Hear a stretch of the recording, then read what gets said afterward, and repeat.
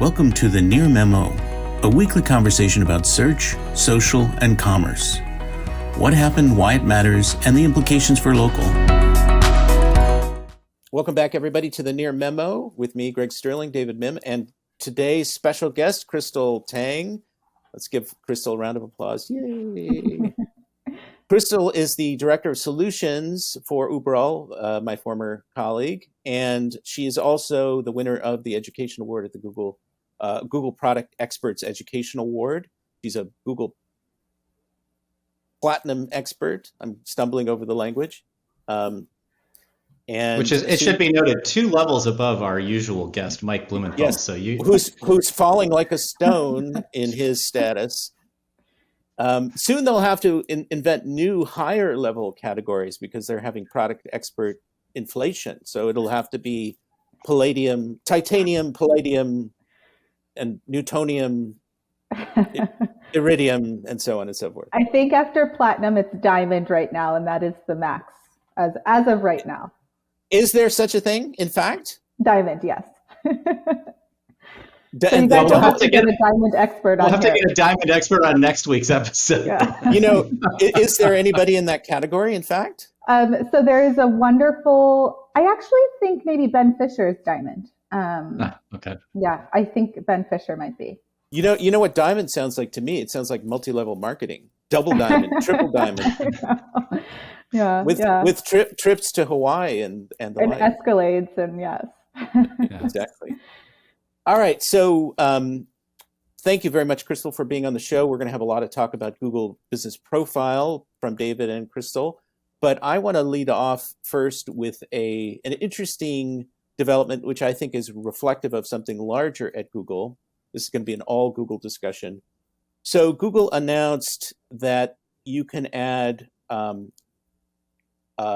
business names and logos to mobile search ads. And that's going to be in beta and coming out over the next few weeks. So you're going to have, and the examples they give are in travel, that you know, Orbitz, Expedia, Travelzoo. And the idea here is to give people sort of at a glance a way to identify trusted brands. So you'll very quickly be able to scan the mobile, the 15 ads at the top of the mobile SERP, and then sort of identify the ones that are, most interesting to you and add credibility and trust to those. And so beyond the fact that Google, the Google of old would never have done that, put icons in ads or graphics in the SERP, but we're way, way beyond that now. I do think that this is actually an interesting and positive move for them. It does address what I think is a larger problem that they're trying to handle in multiple ways, which is an issue of trust and credibility, and also efficiency. So one of the criticisms that's been leveled against Google by the TikTok generation is it's just really inefficient to get information from Google. And so I think Google is doing various things to get you to more what they perceive to be more credible or authentic information quickly. The helpful content update is kind of consistent with that. And many of the things that they're doing more broadly, both on the consumer side and then, in this case, for advertisers, to make it faster for you to get through the SERP to the kinds of results that you think are useful. And so I think it's pretty interesting because Google is kind of being reactive, rather than simply building out what they think is the best search experience or the best product. I think that part of their motivation in a lot of the announcements that they've made is really reactive. They're responding to what they perceive to be criticism or competition. Do either of you guys dispute my analysis there? Oh, David, we can't hear you. Sorry, I'll put my tinfoil hat on as president of the Tinfoil Hat Society and just note that this is highly likely to increase click-through rates on ads Absolutely. versus unadorned organic results. And the second thing is that to the extent that a brand's logo and name are recognizable, it's highly likely that they have higher ad budgets than unrecognized brands. And so it's a way to gouge advertisers that they know will spend more by preferencing their click-through rates and thereby increasing their quality scores. Well, right. I mean, then you get a kind of a virtuous cycle of increasing click-throughs, quality scores, and more spending potentially. Krystal, you were going to say something. Yeah, no, I think it's on the lines of both of what you guys were mentioning is there's been so many comments about it being hard to delineate between an ad in a result versus an organic listing. And I like that point, David, that, this is going to not only show that this is an ad, but it's going to be recognizable versus just, some kind of simple black text, a name that you don't recognize, or, the name of a hotel you don't recognize, and increase the ad spend and more conversion on those, which should be telling to businesses that, Google is driving this kind of behavior and encouraging it. I think it's what you just said is kind of interesting, because I don't necessarily agree that people will recognize these as ads, that the logo will be a signifier that it's an ad. I mean, I think you could sort of say, well, we're only doing this to. I think they've done it in organic results too. There have been fave icons in organic sort of site links for a while. Yeah, I think it lends credibility to ads. I mean, sort of a variation on the point that you're making, David, is people. I scroll routinely past the ads to the organic content. A lot of people do that, and this is going to make it more visually interesting and more likely that people will click on the ads. So they're adding credibility to the ads, even at the expense potentially of some of the organic content. Yeah, and maybe even to that point, showing the brand's logo versus just the ad tag from Google could just be more trustworthy. So I may be more receptive to a brand or an ad from Target versus an ad from Google telling me that I need this thing at Target. So just as a consumer, seeing that, I think, is probably more helpful and influential. Exactly. And as Google tries to monetize more and more and more and more with 10 ads before every YouTube video, which was an experiment that I guess has terminated mercifully, this is consistent with that, trying to squeeze every drop of revenue out of every out of the SERP that they can. And of course, there's Eric, the original Google chairman, Eric Schmidt's famous dictum that brands are how you sort out the cesspool of the internet. But it appears that only brands with ad dollars are now how Google purports to do that. So, well, I agree that is a surrogate for quality in some circumstances, though not all. Yeah. But let's move on to you. Oh, Krystal, do you want to add? I was just going to say, I know you were talking about it being kind of in response to TikTok and some of the visual elements. But if you've ever been scrolling on TikTok and you see an ad, it is 1,000,000% apparent that you're on a video that is an ad from that company. And I think that's an interesting point, that they are, I think, taking a lot of trends that people appreciate that TikTok's rolled out from a visual perspective and seeing how they can add that to the SERP. And I'm not bothered by it. Yeah, I like when I see an ad, I either watch it or I decide to move on. Well, I would dispute that every ad on TikTok is immediately noticeable as an ad. I mean, I think that some of the sponsored labeling is at the bottom, often overwritten by text, hard to see. But the style of the ads is consistent with the organic content, so you sort of either like it or don't like it, and you can move on very quickly. I mean, it's much easier to get beyond an ad on TikTok than it is a Google ad on the mobile SERP, where you have to sort of scroll and scroll and scroll, even if it's a fraction of a second. So let's move on to you, David, and you can further your criticisms of Google here. You're noticing what you were characterizing as a decline in quality or support, or I don't know how you would characterize it. Sure, GBP. I would characterize it as a degradation of effort as it relates to Google business profiles from Google itself on a product standpoint. Krystal would probably be much better positioned than I, as a sort of as a platinum educator in the product expert world, seeing complaints in the forums. But it's just something, I don't have any quantitative data necessarily to support this, but it just feels like the last quarter or so, we've seen a number of just cascading set of bugs being reported on Twitter, whether it's the Kansas bug, which has been gone for 7 years or something, coming back again and again as it relates to service area businesses. We've seen plenty of reports of invalid suspensions and the impossibility of challenging these suspensions through the traditional channels. I've been managing a bulk verified account for, probably 7 or 8 years for a major healthcare institution here in the Pacific Northwest. I've been unable to get a slew of new providers approved. They've been stuck in processing now for coming up on 3 months with no ability to get support either through traditional channels or even through product experts like some of our colleagues. And it just feels like Google has sort of given up largely on resourcing GBP internally. We've obviously, they made this announcement almost a year ago now that they were effectively going to move the profile editing experience out of GBP into the SERP itself for single location businesses.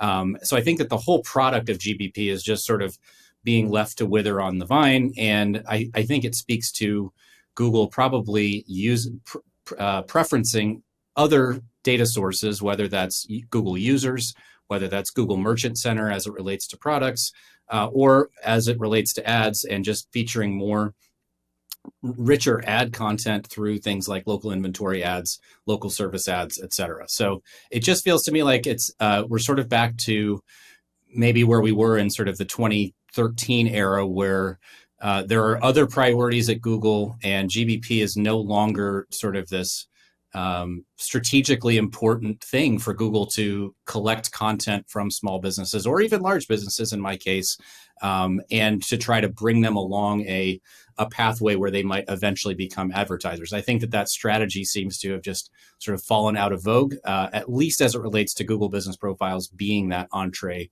into this larger system. Yeah, I would definitely agree. I've seen so much increase in the types of complaints and also delays in resolution to them from Google. I think, like you said, around suspensions, just recently, like in the last couple of weeks, there's been huge reports all over Twitter, all over LinkedIn about, accounts within complete compliance just getting randomly suspended. And then there's the huge issue with reviews that Google is trying to address all of these spam reviews. And I think whatever they did to try to address that just had way too much negative reaction. And so then now there's all these people complaining about like getting dozens of reviews that never show up on their profile, losing lots of reviews that they know are truly valid. And there's, as in Google, not a lot of transparency about why or what. So they leave it up to us like to make, assumptions about what that is.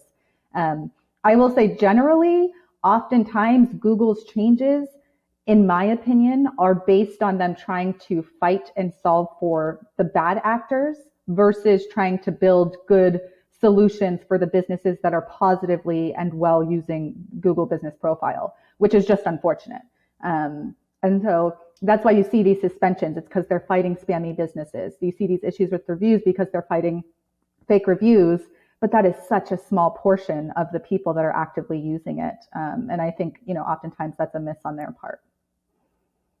Well, to pick up on what you just said, what doesn't make a lot of sense to me, and I wouldn't dispute, you guys are much closer to this managing accounts directly versus me, but what doesn't make sense is if Google is trying to increase trust or trying to increase the credibility of its content, which is what the helpful content update is partly about, some of the things we just talked about, why would it completely neglect GBP now? Because then if your data is not accurate, then ours aren't trustworthy. Information on the profiles isn't trustworthy.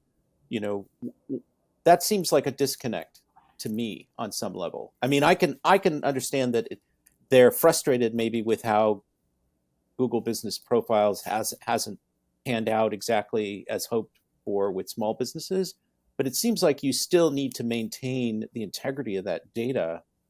I think that they think, and this has been the case for a long time, that users are going to be the ones that provide that information. They've had I don't have any inside information, but it seems like they've had very low adoption of GBP by business owners in terms of something that business owners keep up to date on a regular basis, right? They even killed the app entirely, several months ago. So I feel like they're just leveraging other data sources for that same purpose of accuracy and completeness.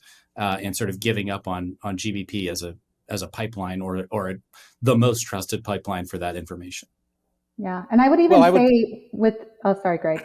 No, go ahead. With the change to editing directly in the SERP, I think what they saw with COVID is that there were a ton of small businesses that never paid attention to Google. They'd never claimed their listing. They never hired an agency to optimize it. They survived on, traditional advertising, word of mouth, those types of things. And then with COVID, social media also. Yeah, exactly, with social media. And then with COVID, they were like getting people showing up at their location when they were closed. They were only offering delivery, and Google was flooded with, how do I get access to my profile? How do I change this? How do I edit it?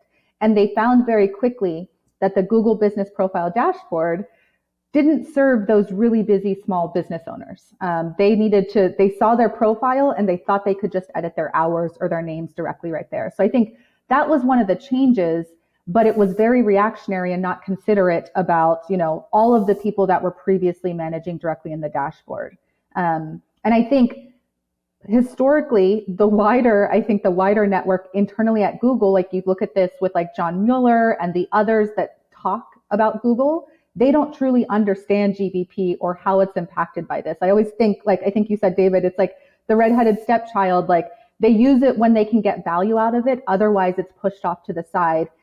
And if they understood there is a ton of helpful data there, it's really, valued by business owners. That's where you should be able to get trust from the people that are interacting with it. But I don't think they actually understand the power of it internally at Google.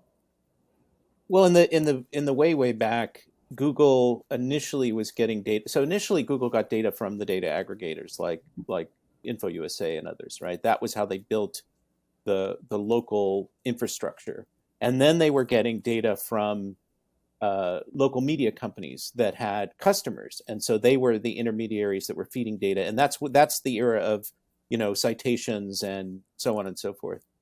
And then Google moved to a strategy of direct acquisition. I mean, after sort of a lot of failed direct sales efforts, they tried to make it easy for businesses to feed their information directly to Google, which is why we see the decline of citations in the local ranking factors in part.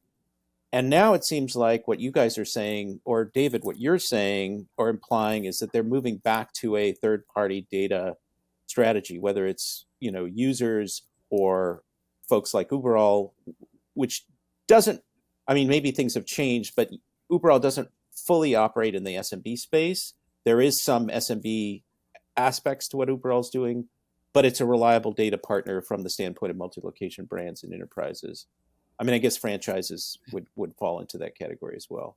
Yeah. So, but the paradox to me, and this is sort of a version of the point I made earlier, is that if you watch the search on event, we were talking about this in the green room, you watch the search on event, local maps, local search, augmented reality, sort of enhanced local search, that was the bulk of what they were talking about. They also talked about products and local product inventory.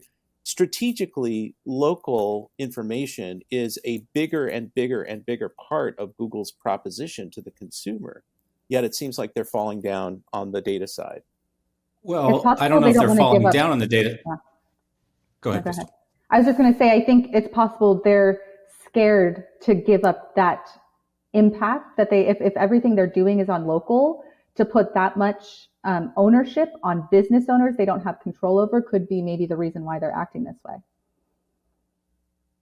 Well, I would think that AI also is playing some role. I mean, they're using duplex to confirm business information. I don't know how widespread that is, but terrible. I would think that AI will play a large what?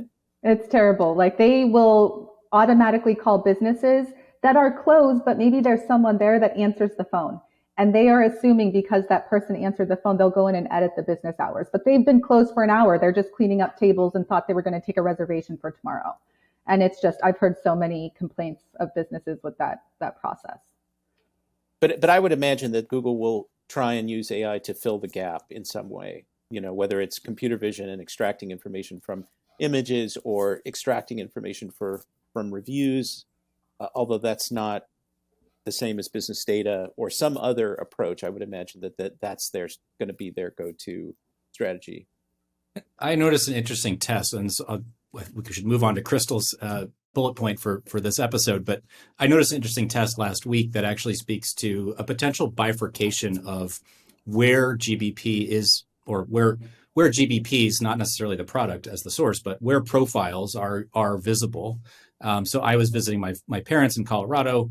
I did a search for golf courses in their town, and saw a really interesting UI that I had not seen before, which was simply the names of golf courses with a photo of the course, and where you clicked that and you got a sort of carousel of web results about that knowledge graph local entity.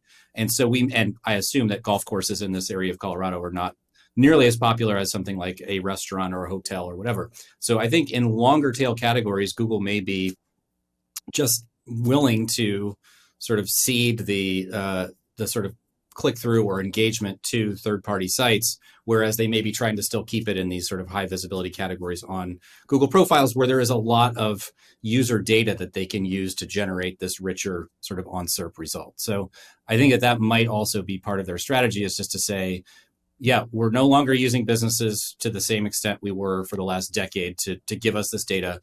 We're going to trust users in high usage categories, and we're going to trust the web in other categories.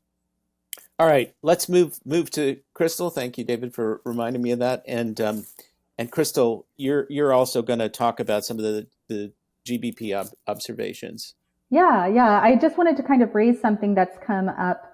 We work with a lot of restaurants, QSRs, retailers at Uberall, and I've worked at them, on the forums and other places.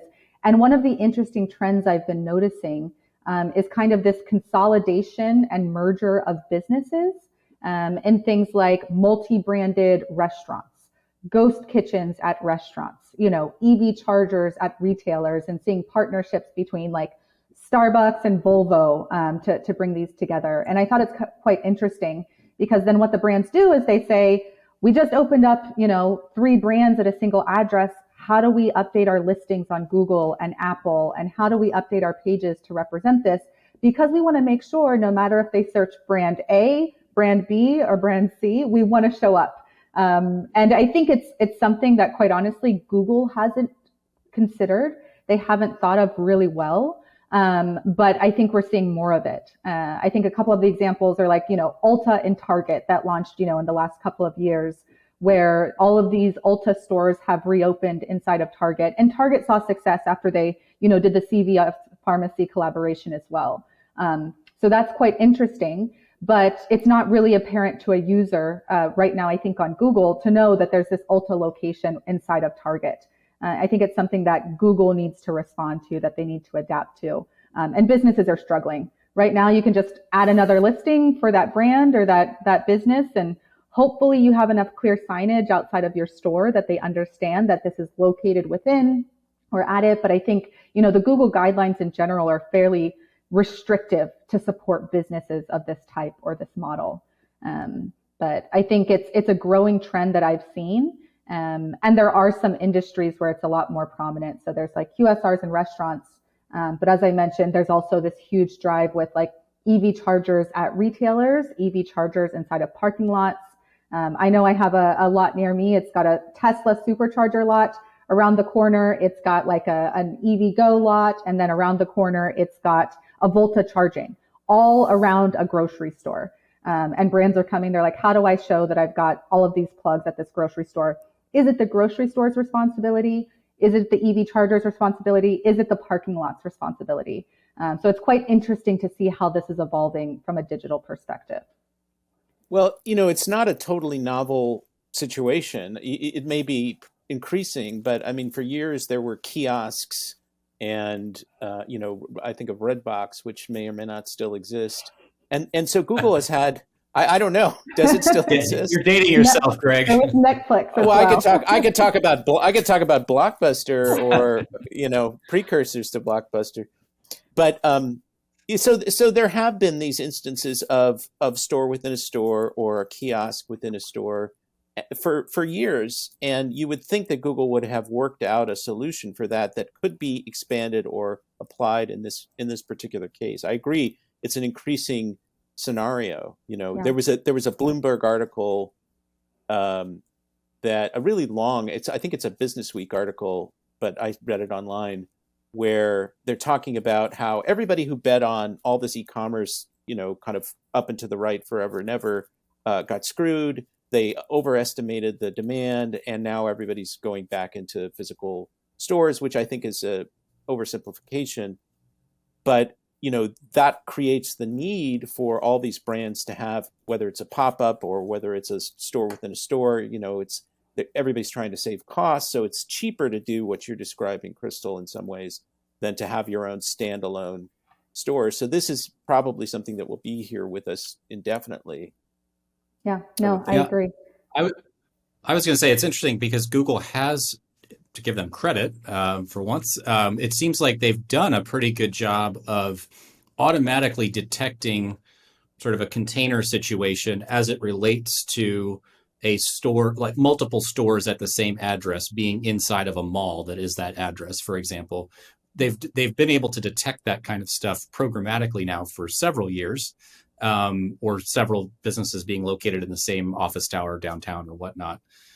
It's interesting, though. You can make that association as a user in the search interface, but I don't believe you can do that inside of GBP. Not to go back to my sort of GBP as the redhead stepchild, but like the fact that they don't allow for this kind of thing for brands that are trying to actively manage a similar situation is kind of fascinating. That again, there's sort of, it's the kind of thing they're expecting AI to be able to solve because they've done it sort of well before. But now there's all this complexity that they just maybe don't have a solution for.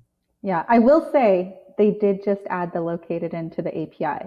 So not in GBP directly. You still can only edit it on Maps. There's small changes. And I think that lends itself to Google. It's if they are not deciding to add it in their interface, sometimes they do at least add it to the API and say all these tools that sit into us, you guys do the hard work, the heavy lifting. But that is it's a win because it's been years before they gave that access to business owners to edit. But yeah, and I mean, there's even other scenarios, like a huge one we deal with are Bitcoin ATMs. Like Google does not even have a Bitcoin ATM category, but they're allowed on Maps and they're there. But it's interesting to try and recommend these strategies where Google fails. And then, oftentimes they will develop additional features, and hopefully if we can push on them, to make it easier for business owners, we do see some adoption of that. When I need a Bitcoin ATM, I just go to bitcoinatm.com and search there. That's not a real thing. But okay, well, I think we're pretty close to the end of another episode here. Anybody want to say any final remarks before we sign off today? Anything you want to add that you didn't get a chance to say? Mike, I hope you're having a great vacation. We will be very happy to have you back next week. So, and Krystal, thanks so much for making time and joining us today. It's been really great to have you on. Thanks so much for having me. It's been a pleasure. I hope Mike is bringing you guys like sausages from Portugal or something. Or pasta from Italy. Yes, there you go. Yeah, he's going to be in Florence, I think, in the next week. But we'll definitely have you back. Thank you very, very much, Krystal. Of course. It's great to have you. Thanks. Thanks for joining David, Mike, and Greg. To stay on top of the latest developments in local, subscribe to our newsletter at nearmedia.co. We'll see you next week.